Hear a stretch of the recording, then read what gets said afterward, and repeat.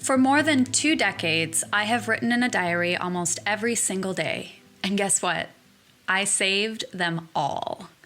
Each week, I will be reading from one of these archives and getting to know myself from the lens of my 10, 16, 25, and 36-year-old self.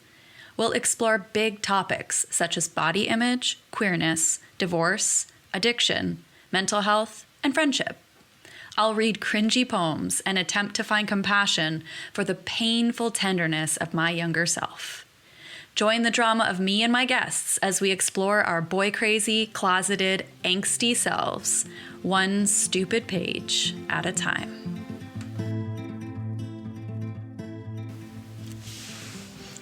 Hello, beautiful humans. I am coming at you from a new and improved podcast studio. Every week, I feel I'm just making these tiny little improvements to make my experience of reading these diaries more comfortable, but also to make your listening experience better. So I've moved my podcast studio into the corner of my basement, and I've done a very rudimentary soundproofing of 3 of the walls. And I am noticing right now that the wall that's behind me that I'm sitting right up against is like connected to my like kind of furnace area. And I do hear a little bit of a hum from, I think, what is like the HVAC system. So I'm hoping that that's not too disruptive, but that the experience of listening just gets crisper and clearer and easier and better. And yeah, I'm ready. I'm ready to read you where I left off. So last episode, if you listened, or if you didn't listen, a little recap. I was in 2002. I was just starting grade 9. I just got my first boyfriend, who was a beautiful boy named Steve, who, I don't know, I think resembles Nick Lachey a little bit. And I got so many fun messages from people saying things like, I had a Nick Lachey, or like, yeah, that looks like my high school boyfriend from like the early 2000s. So it was a look. He had a look. Very cute. And it was really interesting, like reflecting on him and our relationship, just because, you know, it was so long ago. It's not something I think about really ever. So it was really fun to kind of relive some of that experience, you know, having my first kind of real kiss, and just navigating being in a relationship with somebody who wanted to be, you know, quite exclusive and also a little bit controlling, when I just wanted to be this kind of like free bird. And, you know, I was in high school. I was just tasting freedom for my very first time. Also, things at home were getting sort of harder and harder as the weeks and months were going on. My parents were definitely going through something. My mom was traveling a lot, and my dad was fighting a lot with my sister. And I'm sort of still in that phase that I've been in for a couple of years at this point, which was navigating between being a kid and having this kind of like innocent life of, you know, playing after school with my friend Katie and swimming and going to the beach and walking around town. And then this very grown-up life that I'm entering of drinking and smoking and taking drugs and staying up late and boys and sex. And I'm really in this kind of limbo land between those two and kind of struggling to find my way, because I want them both badly. And I'm also like kind of afraid of them both. And in this journal that I'm going to read you now, this gets divided further, because not only do I have those 2 lives, I also have a third life that is sort of like my high school friends. So I have my, you know, childhood friends, Katie and Jason, and, you know, we're just, like I said, roaming around town, being kids, getting into trouble, but innocent trouble. And they are very attached to like my sense of nostalgia and my sense of home and my sense of belonging. And then I have, like I said, this group of older friends who my sister has introduced me to. They're all much older than me. I'm, 14, 15, and they are all, actually I'm 14, and they are all 18, 19, 20 plus, and they are also all, I would use the word like maybe troubled. They're all a lot heavier into drugs, and there's a lot of underage drinking and just general, high, like teenager tomfoolery, but it's grown, like it's a grown life. And then there's this third divide now that I'm facing, which is kind of a group of people who are my age and who are like me, kind of stuck in this divide, and they are become my high school friends, and they are not part of either group. They're not part of my childhood friends, and they're not part of I call them my boys, this group of older guys that I hang out with.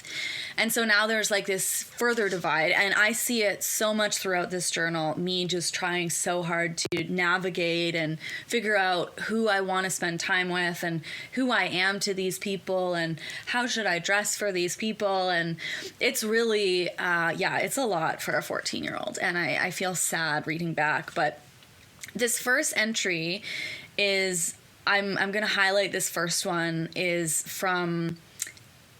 early January 2003, and I just write, I've been holding back on writing since I finished my last book, because really, what's it all for? 20 years from now, I'm going to find this shit and have no idea why I wrote it all down.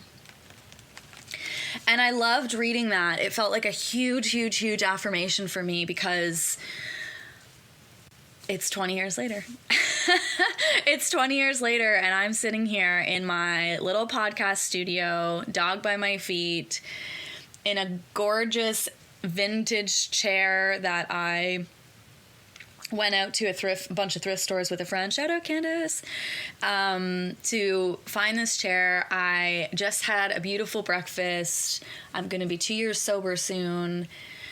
I'm in love. A lot of these relationships that I speak about in the book that are so tangled are getting ironed out. There's lots of healing between my parents and I and my sister and I. I'm not bragging. I'm not here to be like, oh, life's great and perfect, and that's why I write. Not at all. I am currently completely immersed in a lake of stress, and I am going through a lot of different hard things at the same time. So life ain't perfect, but I still write every day, and I still at times say to myself, what is this even for? Like, who is this for? What is the point? Who cares? Who, like, with this podcast too, it's like, who cares? Who's listening? Is this too self-indulgent? And knowing that I had those thoughts 20 years ago, and that this is the result of being persistent and consistent with my writing, is a huge, huge, huge affirmation and validation. And it just feels so almost comically funny that I had that thought 20 years ago, and then I'm having it today, because it makes me think, I don't know if I'm going to be doing this podcast in 20 years, but I know I'm going to be writing in 20 years. And I'm just like, I don't even know what the stuff that I'm currently writing is going to like do and be, who it's going to be for, and where it's going to propel me. So it's a really good, I loved finding that. It's a good find. Just like this thrift store chair. It was a good find. So let's get into this journal. I'm so, so, so excited. Again, I'm starting in January of 2003.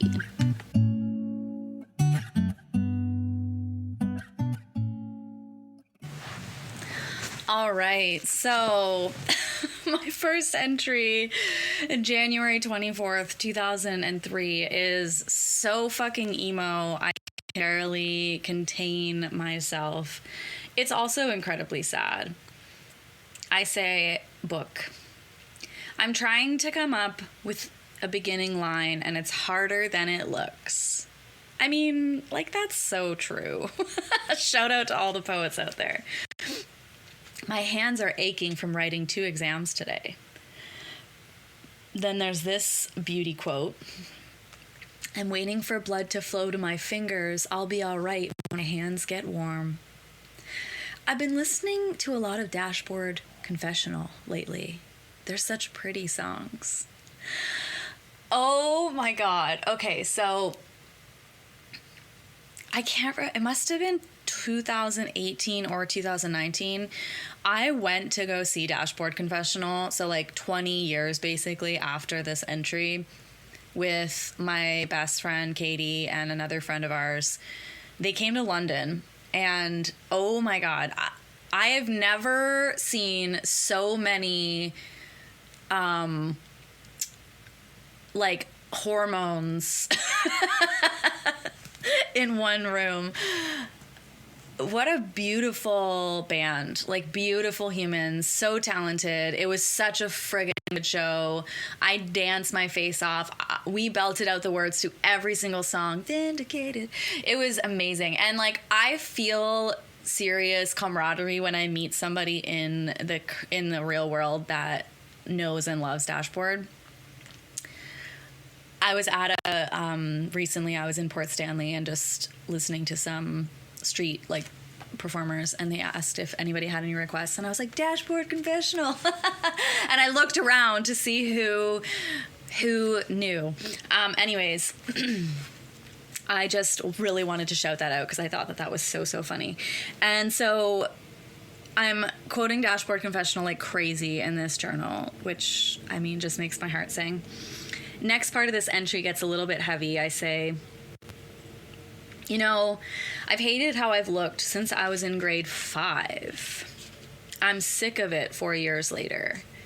I just want to be able to have a shower and be naked by myself and not totally want to rip my skin off. Ugh, I'm just so ugly sometimes.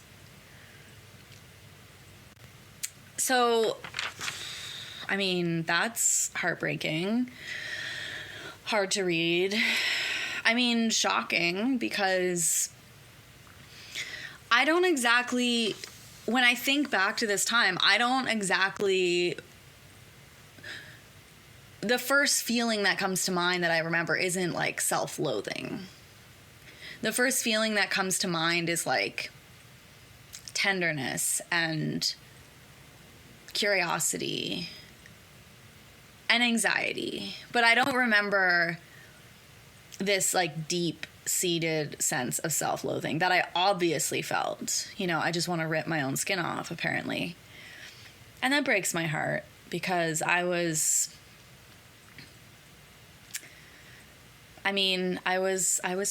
perfect, you know. I look back on that version of myself and I'm like, oh, you're perfect. Don't change a thing, you know. So there's more of that in this book. I'm not going to read every single horrible piece that I wrote to myself about myself. But it's definitely spiraling. 2 things are spiraling in this poem. One is my ED. I'm pretty consistently skipping meals, really noticing that I feel lighter and smaller when I don't eat.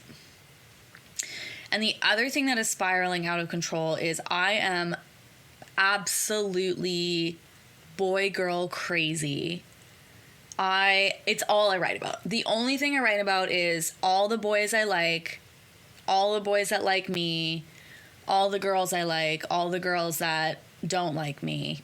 Like, it's wild. It's wild. I am obsessed. I am obsessed in a literal sense of the word. Not like I'm obsessed. I am literally obsessed with boys. And wow, I spent a lot of ink on these boys, let me tell you.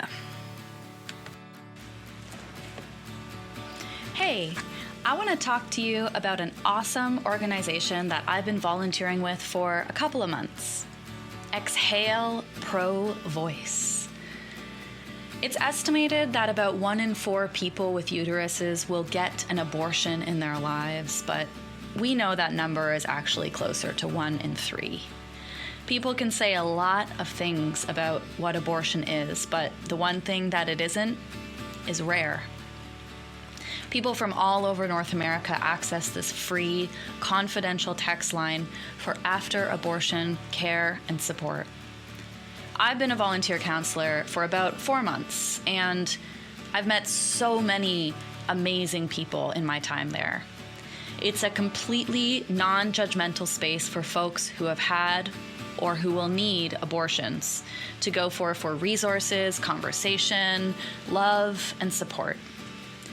We're here to listen on the line, and you can text us anytime at 617-749-2948.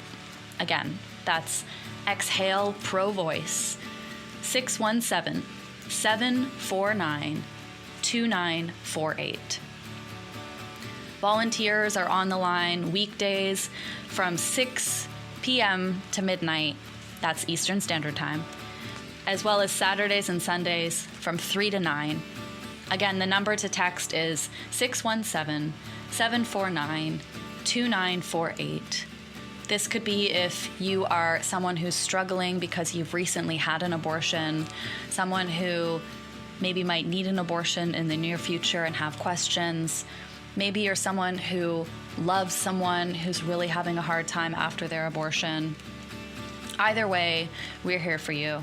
617-749-2948. Exhale Pro Voice. Text us. We're here.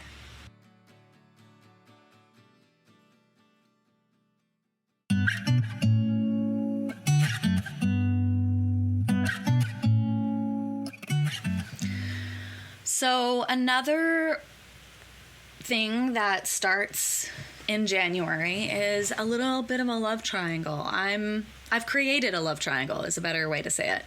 So as you know, I'm dating this boy from my high school, also in grade 9, named Steve. He's very nice, and he professes his real feelings, which are very strong for me, late at night at 3 a.m. when we're talking on the phone, and I say, "Oh, can you hang on for a sec?"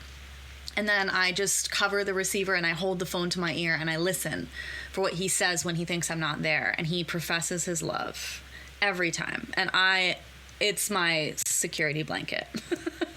But I'm also, as I mentioned earlier, I'm hanging out with this crowd of older boys, and they're all from my hometown, and some of them are in school, but most of them have graduated. And there's one boy in particular whose house we hang out at a lot of the time.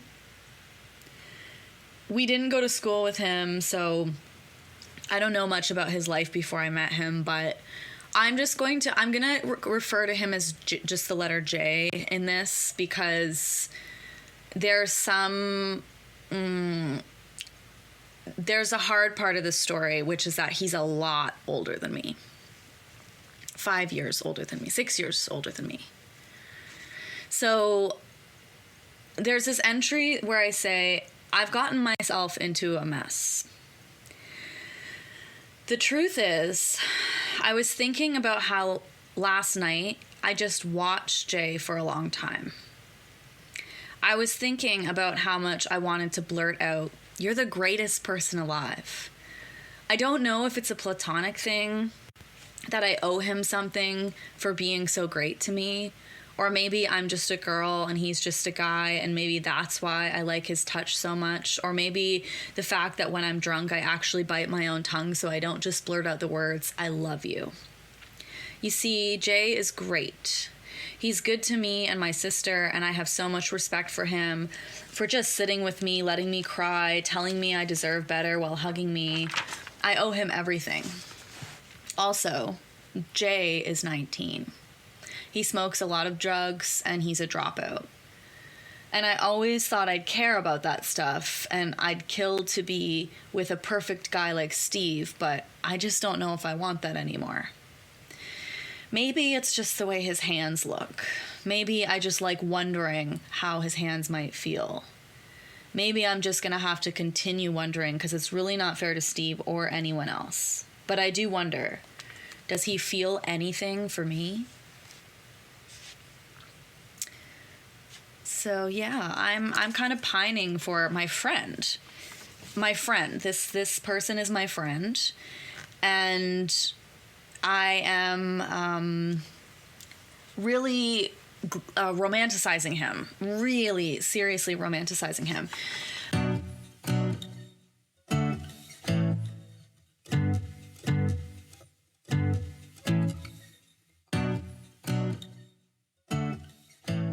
So you will be hearing much more about that. I basically fall in love, what I think is love, with this much older guy, and well, I'm about to break Steve's heart, but not before things get a little weird. February 1st, 2003. Steve found out that Matt called me. So on MSN last night, shout out MSN Messenger, he told Matt not to talk to me or he'd kick his ass after I told him not to. What are you most mad about? That you don't trust me. He actually thinks he owns me, and he actually threatened Matt. What a fucking asshole. Matt's a cool guy. Even though I told him that I would never go out with him, he says that's fine and just wants to be friends. Of course, I think Matt's cute. He's tall and skinny, has dark hair, dark eyes, cool personality, likes cool music, good with computers, neat guy who I enjoy talking to. And I wish Steve got that's all it is. All right, so we've got jealousy. We've got a love triangle. This journal has all the elements that it needs.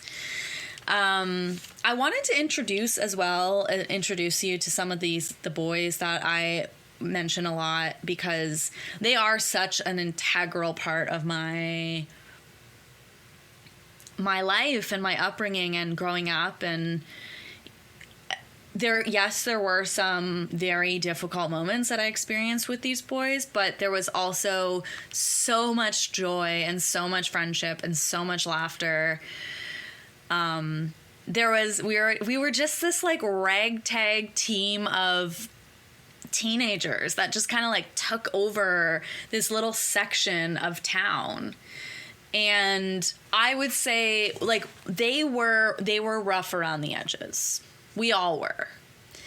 And this was very confusing to those childhood friends that I had, because they were all on track to go to university, and they were all kind of, like not goody two shoes, but a little bit. And they became sort of preppy and joined the sports team and the debate team. And I was, hanging out with this older crowd of boys, smoking weed and kind of, skipping class. So I understand that it was a very, it was confusing to people that these boys like meant so much to me, but it's like they weren't there. Like they weren't there on those nights that we all bonded and connected and became such good friends. And so there was Jay, who was like the oldest one in the group. And he lived on the main street, and he lived with his mom, but his mom, I think she was a nurse, or like, I'm not sure what she did, but she was never home. Never, ever, ever home. So we always partied at his house. And he had like a room where like we just hotboxed, and I wouldn't say he had a lot of like supervision at home. And it was like a rough area. And then upstairs from him, there was Jenna and Amber, who we weren't really friends with, but I guess they dealt us weed, like that was kind of their, and we were like friendly. There was Ryan and Kelly was like the hot girl. Kelly was like the it girl. I don't know why she hung out with us, but like, 'cause she was like really hot. But she started coming around, and she eventually started dating Ryan. And I just saw on I think Facebook, that they actually got married. I don't think they've been together this whole time, but I think they reconnected, and I think they have a baby together. So I highly doubt Kelly or Ryan is listening to this, but if you are, fucking congrats. Like, you guys were a great couple then, and I'm sure you're a great couple now. Just wild how things work out, isn't it? I would love for either of you to come on this podcast. Probably Kelly, because we were friends. But during this journal, I do feel quite jealous of Kelly because she seems very carefree, and I just think she's so beautiful. I probably have a little crush on her. But yeah, I definitely feel jealous that she's just so beautiful. Then there was Brandy, who is my sister's close friend, and her younger brother, who we called Bucket. And he was my really, really close friend. We were like brother and sister. Like, we would roughhouse and wrestle, and I don't remember. He didn't smoke weed. He drank a lot, but he didn't do drugs. So he was kind of like, he felt safe because, yes, he would drink, but he wouldn't get like out of control like the rest of us would, because he never did hard drugs and he didn't smoke. Brandy and Bucket's dad started dating a woman, and her son came to live with them, and her son's name was Lou. Lou is going to play a massive role in my story. I'm not going to hint at it now, but in this journal, I meet Lou for the first time. So that'll give you a little baseline of who he is. And then there's also my friend Jeremy, who is my age, and we're also really, really, really good friends. He starts dating my friend Katie, so my two worlds are all of a sudden mixed up, which is really hard on me, but they are together for quite some time. So yeah, there's all these like interconnectedness, but those are kind of like the main people that are around, including me and my sister, and we just hang out. Oh, and my sister's boyfriend, Fraser. I was like, maybe I'll change his name. No, we'll just name him. And so we all hang out all the time. It's all of us together. It's like my sister and me and Fraser and Jay and Bucket and Brandy, and Lou is sometimes there, and Jeremy, and then Katie's sometimes there, and it's just, we're all this hilarious group of misfits. So that's kind of the introduction. And then, like I said, I meet Lou for the first time, and he comes around, and it's just like, he looks so different because he's from the city, guys. He's from London, Ontario. So he looks different than us. He's wearing like loose pants that are like tucked into his socks, and he wears like really long baggy shirts. He just looks different. He doesn't, like, Bucket has like a mullet, and everybody has like stubble, and like he just looks different than us, and he is different. But we like him. We like him, and we welcome him in. And the best part is he smokes a lot of weed, so he fits right in with us. And the first entry, I'm just kind of introducing him, and I just say, like, he seems very interesting. And I say, Lou and me have a smoke outside. It looks like he'll be coming to our high school soon. It'll be nice having someone to blaze with at school. So that's my initial assessment of this human that I've just met. And like I said, he plays a huge, one of the biggest, most impactful stories of my entire life. Not just my teenage years, but my life. Still a few years away, but Lou is incredibly, actually, I guess it's just a year away. But yeah, very, very important to my story.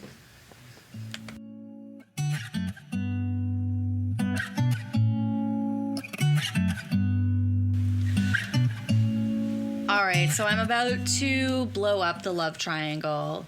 But first, something else is happening, which is that I've started smoking cigarettes. And I start a page that says, this is the third night in a row I've hiked into the snow, leaned up against a secluded wall, and enjoyed the sweet rebelliousness of nicotine. So I'm sneaking out to have cigarettes, which I didn't know it happened that young either. All right, love triangle. Okay, so February 8th, I'm at a house party at Jay's, and I am still dating Steve, but I can't really stop thinking about Jay, and I'm drunk and I'm high, and I think maybe I'll tell him how I feel. I say, last night had its ups and downs. I got there and everyone was there. I went out with Jeremy for a beer. We chatted for a bit. Then everyone just hung out, drank, played pool. Amber came downstairs it's hard to read my writing. Amber came down right when most people were leaving. Genevieve and Fraser left together, and Jay and Amber were on the couch together. I was unintentionally excluded. Jenna came downstairs and asked me if I was hungry. So I went upstairs with her and smoked a joint and had a beer. She told me that I'd be good for Jay and that she'd really like it if we got together. Yeah, sometimes I think she's not the only one. So once Amber went to bed, me and Jay were just sitting there. It didn't feel necessarily tense, but as soon as he spoke, I knew it was. Finally, he said this. I gotta figure out what to say to you about tonight. What about it? Look, I know you like me. I'm pretty sure it started that night in your house, in your room. I'm sorry if I came off in a certain way, but I was just trying to support a friend because that's what we are, friends. I just don't have those types of feelings for you. But I'm not going to do the whole it's not you, it's me thing because I'm not that type of guy. But I don't want to hurt you. But it just wouldn't work out. I mean, you're Yoda. It'd be so weird. But don't think you can't come over or anything anymore because I want you around. And I don't think you're ugly either. I don't think of you that way. Please don't cry. Okay, so Jay just up and broke my heart. It's interesting because I didn't actually write how I reacted in the moment. I obviously cried because he said, please don't cry. The next day I stayed home from school today. I didn't have the energy to get up and go to school. So I'm just lying down here alone thinking about the obvious. Jay, oh God, I fucked up. I wish I wouldn't have acted that way. There's going to be so much weirdness between us now. I lost something I didn't even have.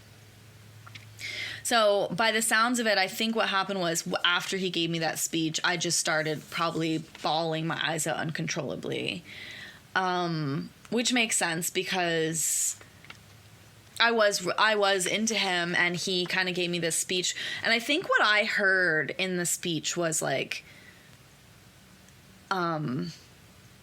you're not girlfriend material, but you're friend material. Keep in mind, I am someone's girlfriend at this time. The love triangle is kind of disintegrated. There's no longer three sides. I'm no longer involved, I no longer have Jay in the love triangle, but it's just me and Steve. But I decide to blow that up too.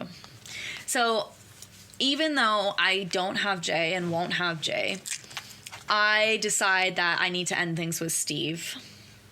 Here's the poem that I wrote that got me to this point. It's called A Little Too Perfect. Your image is perfect, the polo sweater, the Nike shoe.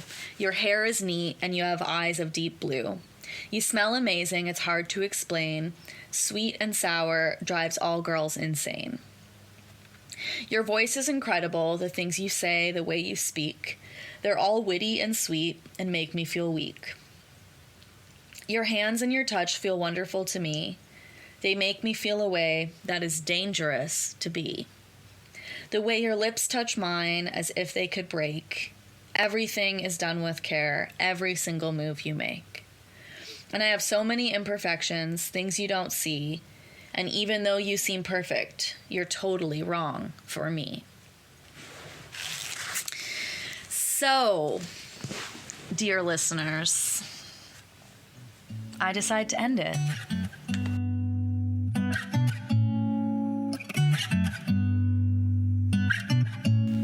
So, basically, Valentine's Day is coming up. Steve invites me over.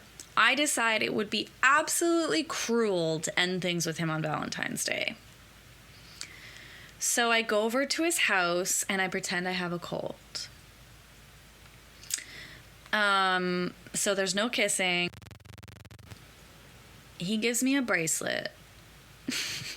I'm going to upload a picture of it to my Instagram because you have to see it, guys.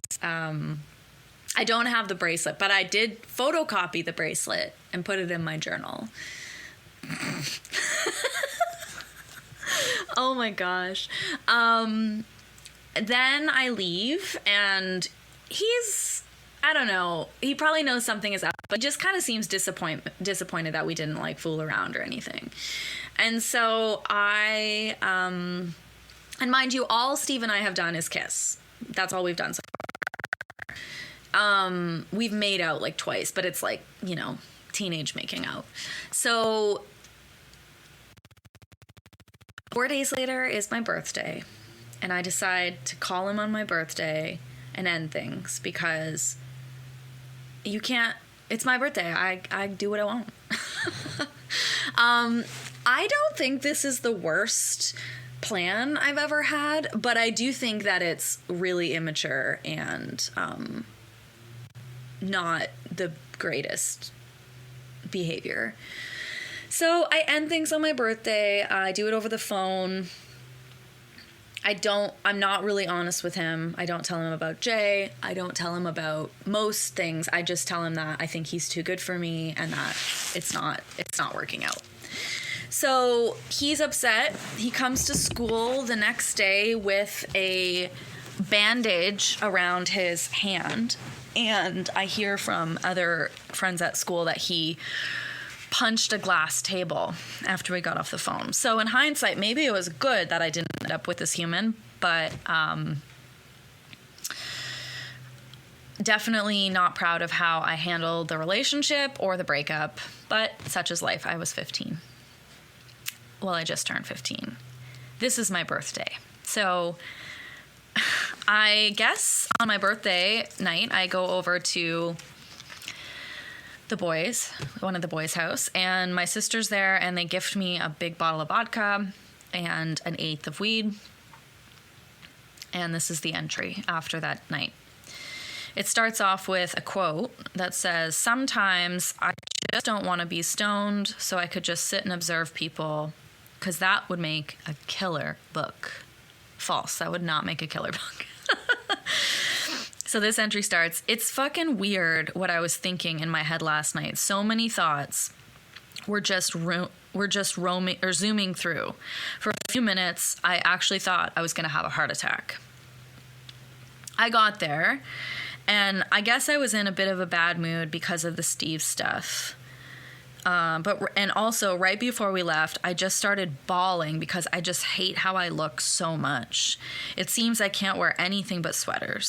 So Jenny sat me down and told me I was pretty and that I had nice hair, and we decided to go out.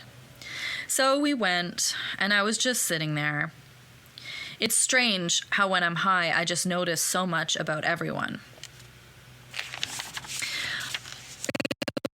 When started singing happy birthday, I got a small gift from Fraser, and Ryan gave me a beer with a bow on it. I got really stoned, and I thought about all of our sessions, all of our sesh, how great it is being high and chilling out and just talking about stupid stuff. But then I started drinking. I drank most of my vodka, and then I just kind of started feeling sick. All I remember was two things. One, that Bucket was there to take care of me. He got me a blanket and a glass of water and told me to go lie down. The other thing I remember was how all the thoughts just poured into the front of my mind. Steve, Jay, Kelly, Jenny, Al, Jeremy, Sarah, mom and dad, all the stupid shit started flying through my brain. I actually grabbed an eyeliner from the counter, not sure whose it was, and started writing down on my arm the things that I wanted to remember. So I actually passed out in Lou's room by myself. I guess Al came in a bit later. He started talking to me. I can remember some of it perfectly, but I just kept writing it down on my arm. Eventually, Fraser came in to my rescue. He said, "I gotta talk to Yoda." And eventually, I guess Al left. We passed out, and I woke up 6 hours later, and everyone was gone but Fraser. We talked, and he actually told me that he thinks he is really falling for my sister, that she's his best friend. I went home, and Jenny and I hung out for a while and talked about it all. These outings are becoming weird for me. Maybe I should cut back. So, yeah, I mean, nothing bad happened. I obviously drank too much and got sick, and then somebody was there to take care of me. And then the guy who had already assaulted me once came in the room, and, you know, they recognized that and kind of protected me from him. But it is kind of weird that, like, he's just hanging around and everybody kind of knows, and I don't know. Reading that made me feel really, really, really uncomfortable. But I also, I mean, I get it because, I mean, you know what? No, I don't need to make excuses. I don't actually need to make excuses for this. It sucked that he was there. He shouldn't have been there. I shouldn't have been there. None of us should have been there. I shouldn't have been there hanging out with all those older people, but he shouldn't have been there either because he was a really bad guy. But luckily, there were some good guys around. So my sister's boyfriend, who she ended up dating for years and years, who is a really big part of our family, really came in to kind of like protect me that night. And then, you know, my friends. These guys were my friends. And my sister and I are developing this really beautiful friendship too. We have our ups and downs. Like we have screaming matches. We are sisters. I do steal her clothes. There's an entry later on that I actually, oh my God, I was like debating on if I wanted to read this because it's so terrible. I did a really bad thing, guys. I'm going to skip ahead to this entry actually. I did a really bad thing, and I read my sister's diary. I snuck into her room, and I thought she was gone. This is weeks later, but I thought my sister was gone, and I snuck into her room and read her a couple pages from her diary, and then I heard her like stirring in bed, and it turns out that we had bunk beds, and she had just happened to sleep on, like it was just her in her room, but like when we shared a room, we had bunk beds, and they just never got her like a proper bed. And so I didn't see her in the bed, but it turns out she was actually on the top bunk. And so she stirred and she saw me, and I just like dropped the diary and panicked. And then I immediately wrote this entry. Today I broke my own heart. I ruined everything I built for myself over the past year. The truth is I've been reading her writing forever. Back when she was writing about all the other boys that she liked in class, and now all she writes about is Fraser. I'm not going to go on about how she's changed or how I admire her, because really none of that matters anymore. I've ruined everything. You went ahead and said you wanted to be with me forever, and that I was the only one that believed in you, and I fucked it up. I'm so sorry. Please forgive me. I need you. And then I also include like a copy of the letter that I write my sister. I write her this apology and basically just promised to never, ever, ever do it again. And I guess she forgives me. I write on the back of that piece of paper that her reaction was not to worry about it, just not to do it again. But I think, I mean, I when I read that, I was like, oh my God, I read someone's diary. Because that is literally like the fucking cardinal sin. Like that is, I tell everyone I date, like if I'm dating them for like a little, like a short amount of time, I'm like, listen, I sit them down and I'm like, listen, I know that there's lots of things that could happen between us that like seem like they would cause us to break up. And I'm just telling you, like, I can forgive a lot. I will forgive cheating. I will forgive, like, whatever. I make a list. And then I say, but the one thing that I will never forgive you for, ever, ever, ever, is if you read my diary. And I just, like, drill it into people that I think that that's the worst thing. And I did it. I did it in 2003. I don't think I've ever I mean, I didn't ever, no, I shouldn't say I don't think. I never did it after that because I was so scared that, like, my sister would basically, like, disown me if I did it again.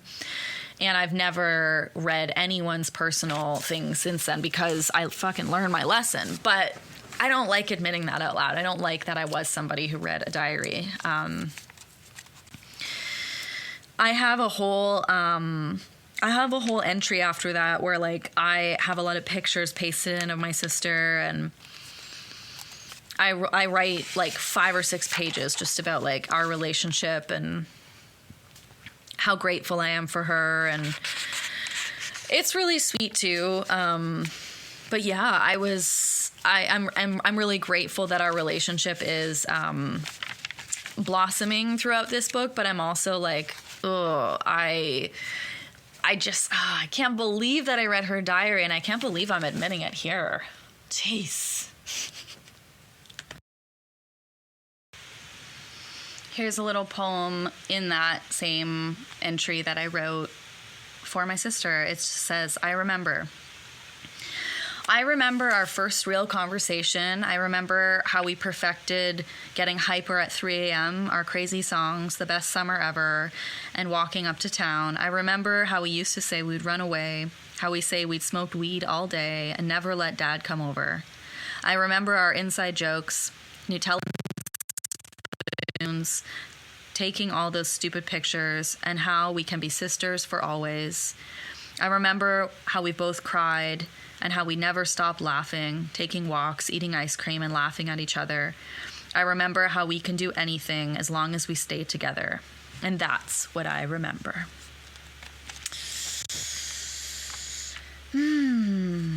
So,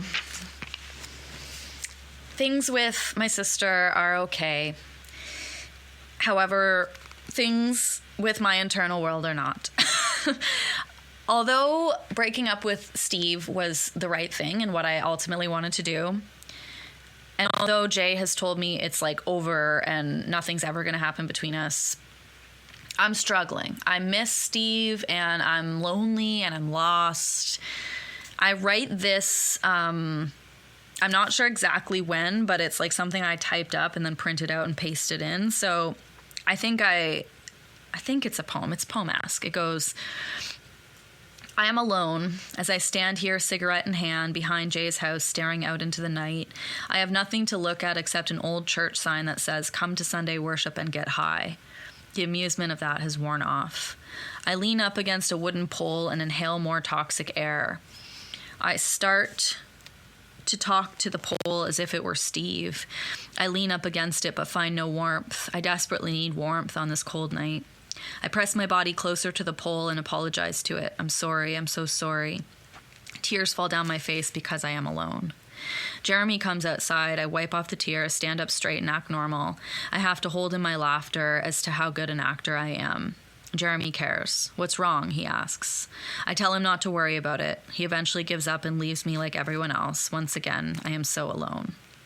So I stand out there for what seems like hours, cigarette after cigarette. I press my forehead to the pole, imagine a heartbeat, imagine it's real. Should I put my arm around it? Maybe sneak a kiss? I realize how alone I must be to be talking to a piece of wood. I hear the voices from inside through Jay's window. They're all laughing, but I just can't right now. I want to be happy. I remember what it was like before Steve, before all this. I will get that way again, but for now, I feel lonely. I wonder if it's Steve I'm talking to, wishing was here, wishing the poll would turn into, or maybe I'm wishing it was Jay. Jay is so warm. I wait for what seems like forever for Jay to come out and care, but he does not. All I want for him is to come outside and hug me, tell me I'm not as ugly as I feel, but he does not, and I am still alone. A friend who cuts and stabs himself looked at me the other day and said, "You and me aren't so different." I, of course, questioned what he meant by that. He said, "We both get off on pain. That's why you broke up with Steve, because the drama of the pain makes you happier than the boringness of normality. I am alone, and I have myself to blame." Next entry, more of similar. So I ended up skipping the party and all my chances of having fun. I feel lonely. I miss Steve. I want to kiss someone right now. Yeah, I can see me kissing Dave. I don't even know who Dave is, guys. I can also see myself losing my virginity to Jay. Sometimes I think he's not the one to take it. Maybe no one will. I don't know. I just want to be with someone. No. I just want to be with anyone, anywhere, making out. Totally quoted Dashboard Confessional and didn't even fucking know. If that's not a full circle moment, I don't know what is, y'all. I don't know.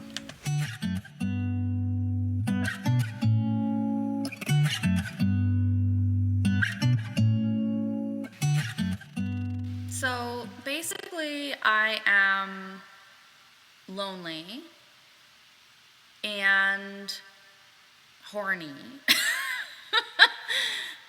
and single, which, I mean, if that doesn't make for a angsty teenage life, I really don't know what does. Okay, there's two more big events that happen. So I decide to, I guess, let go of Jay, and kind of, I'm expressing to him that he's hurt me, but I'm like, I want to try to move on. But in March, there's this incident where we're leaving his place, and I just say this. I say, so as we were leaving, Jenny gave him a hug. I stood up and started leaving, and he said, "What? You don't want a hug too?" And I said, I guess in probably a sad tone, "No, not really."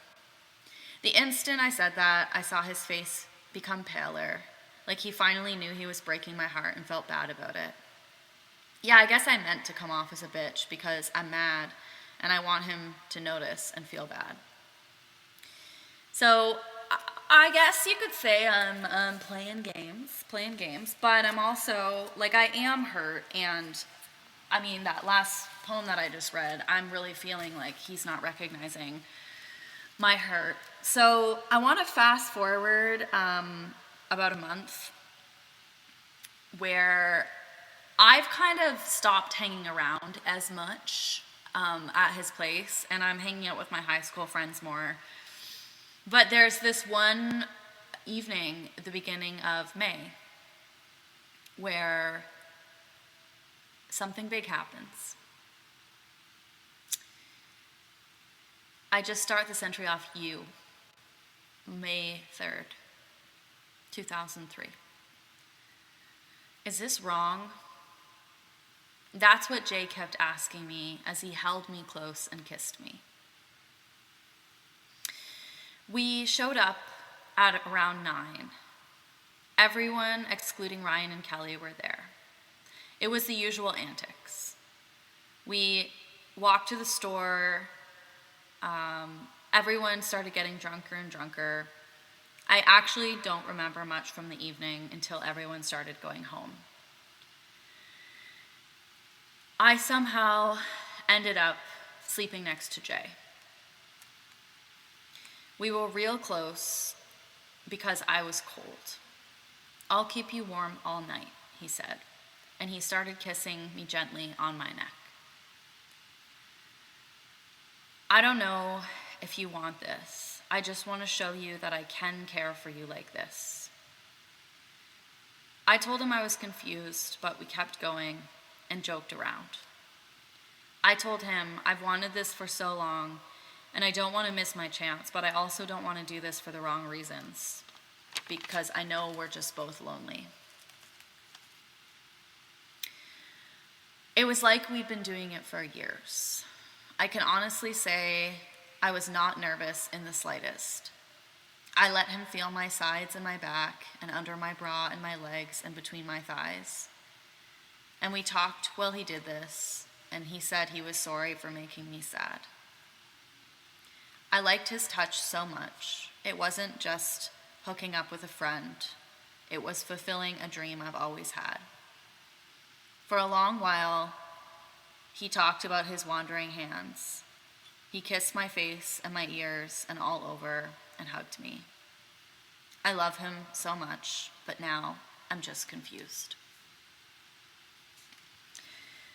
So, like I said, I got into a romantic sexual dynamic with this boy who was so much older than me, who I had feelings for, who had shut me down and said he didn't feel that way for me and we were just friends. At this point, we were both single. He's not attached to anybody, I'm not attached to anybody, and we hook up. We made out. There was definitely talk of having sex, but at this point I had not lost my virginity, and this is the farthest I've ever gone with a guy. And I write about how, as much as it was something that I thought I always wanted, the thing that both of us kept repeating is this wrong? This feels wrong. I think for him it was the age thing, and the fact that we were friends. And I think for me it also had a lot of layers. I don't think the age thing, I don't know if the age thing landed as much with me then. It certainly does now. I also was, crushing on a lot of girls at this time and a lot of other guys too. My heart just felt so just this web, this tangled mass that I couldn't really sort out. And that was really challenging. And I think it was something that I always wanted, to kiss him and to be kissed by him. And then when we finally did, it just didn't feel the way that we thought it would. And it didn't end our friendship. We stayed friends after that. I'm really glad we didn't sleep together. We didn't hook up again after this. It was just the once. And this journal ends kind of shortly after we hooked up. And I went through a phase of feeling very used, I would say, is the word that I felt. I felt like he knew what the outcome would be of us hooking up, and that he did it anyways because reasons, because whatever his reasons were. I never really got to ask him why. I think I felt used, and I felt misled by him, because I don't think he ever had any intention of dating me or being with me, or even hooking up with me again. I think it was just something where he was curious, and I think he knew that I was fragile. I kind of went through it after that, and I took a step back from hanging out with the boys, which was a shame because, like I said, I had a lot of friends there. Lou and I stayed really close because we were in school together. He was the only one in that group that I actually went to school with that was my age. And so we stayed friends, and we hung out a lot after school, and there's an entry where I kind of wonder if Lou is maybe developing feelings for me. He says there's an entry where I say, I got off the bus at Lou's and we basically just walked around town talking for about 4 hours. He picked a flower, looked at me and smiled and said, "This is the most fun I've had in a while." So yeah, I'm also, a high school student. So along with this drama, I'm also like in school and I have a crush on my best friend, and I also have a crush on this Kelly girl, and I also am developing feelings for, a couple other boys that are just like in my friend group. But I am single and a bit crushed. And here's the other big event that happens. The other big event of this journal, it's right near the end. It's actually in the beginning of June 3rd. Sorry, June 1st. Here's the next big thing.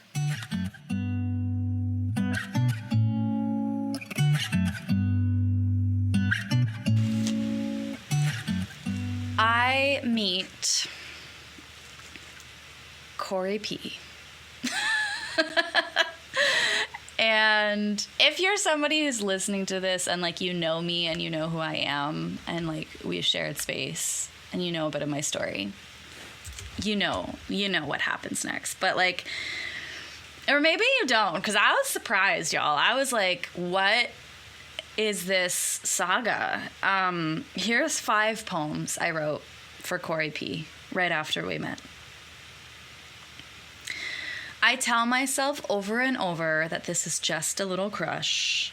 But if that's all it really is, should you make me smile this much? I'm ready for commitment, ready for something new. Maybe it ain't love, but Corey, I'm in like with you. I wish I was a lot of things, a little more pretty, a little less shy, 'cause then maybe you'd want to be with me instead of just walking on by. I hate myself for not making a move, 'cause before I know it, you might slip away. But baby, please know that I think of you every fucking day. Of all the people I want to be with, you're the one that tops my list. But every time I stare at you, I know to you I don't exist. So, I've moved on from pining for Jay to pining for Corey. They could not be more different. Corey comes from a great family. He's my age. He's in my grade. We go to school together. I think he smoked cigarettes and might have drank beer, but he wasn't the hardest partier. And I just developed this absolute infatuation for this boy. This goes on for April and May and June. I am sort of bypassing what happened with Jay and all the other things that are going on in my life at the time. I've pretty much forgotten about Steve at this point. Sorry, Steve. But, and I haven't told anybody that Jay and I hooked up because I think he might get in trouble because of the age difference. And I'm also just embarrassed about the fact that he doesn't want to be with me. And I'm also, like I said, I'm going through all the other things teenagers go through. I'm going through my parents are fighting. I'm going through worrying about my grades and picking classes for next year and being bisexual and losing friends. And I'm also I have some weird interpersonal stuff going on with my friend Lou, who I think, has a little crush on me. And there's also just stuff. There's lots of stuff. I'm being pulled in lots and lots of different directions. But my main concern for these 3 months is getting Corey to notice me, and how are we going to stay in touch throughout the summer? How am I going to get him to be my boyfriend before school is up? It doesn't happen, you guys. It doesn't happen. I try. We start gabbing on MSN. I print out all of our MSN conversations and tape them into my diary. I'm writing him like a poem a day. At some point, he invites me to his parents' wedding and then like retracts the invite. So he like maybe likes me but isn't sure. I really don't know what's going on. It's honestly like very, very, very confusing. In one of the final entries of this diary, my sister has a serious accident at school and loses a finger. She cut a finger off, and that was very traumatic. And Corey comes to give me a hug. And I am certain in that moment that he comes to give me a hug, that not only are we going to end up together, but that he is my next great love story. I will give you a spoiler. Corey and I do end up together, and we do end up in love, but not for a while. And in between, I'm going to meet the boy who I lose my virginity to, who I have all of my firsts with, who I do hard drugs with for the first time. I'm also going to start acting on my bisexual thoughts, and I start secretly making out with girls. So there's a lot that has to happen before I end up with Corey.